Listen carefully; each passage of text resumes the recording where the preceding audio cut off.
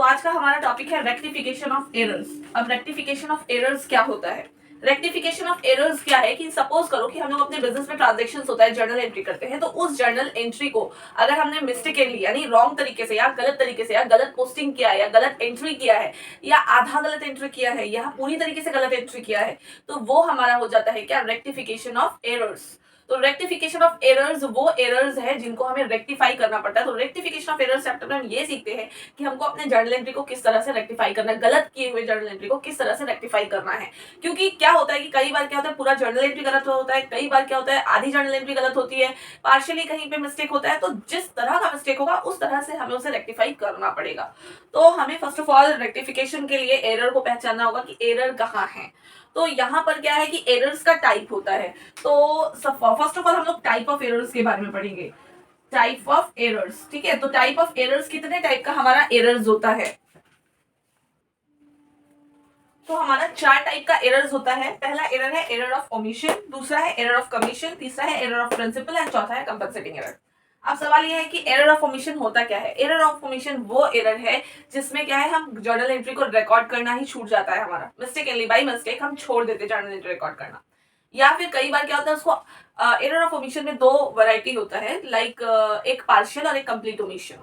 Partial omission मतलब हमने आधा अधूरा जर्नल एंट्री रिकॉर्ड करना छोड़ा है, और कंप्लीट ओमिशन मतलब पूरा का पूरा जर्नल एंट्री ही हमने रिकॉर्ड नहीं किया कोई एक, ठीक है। तो वो हो गया कंप्लीट ओमिशन। अब आते हैं error of commission. Error of commission मतलब रिकॉर्डिंग में हमसे भूल हो गया, हमारे से छूटा नहीं है रिकॉर्ड करना, बल्कि हमने रिकॉर्डिंग में ही गलती कर दी है।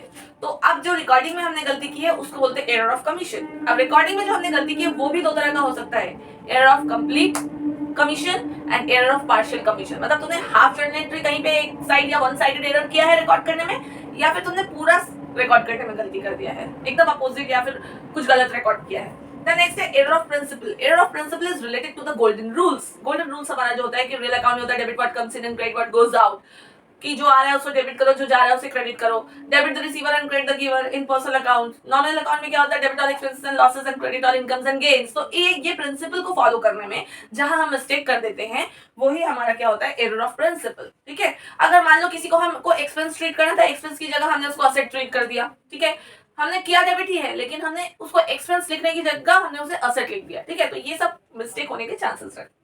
फिर कंपनसेटिंग एरर आता है। कंपनसेटिंग एरर क्या होता है? ये वो एरर है जो कि एक गलती क्या है दूसरी गलती का भरपाई करता है। लाइक हम लोग क्या करते हैं, एक झूठ को छुपाने के लिए दूसरा झूठ बोलते हैं ना, उसको बोलेंगे कंपनसेटिंग झूठ, लाई।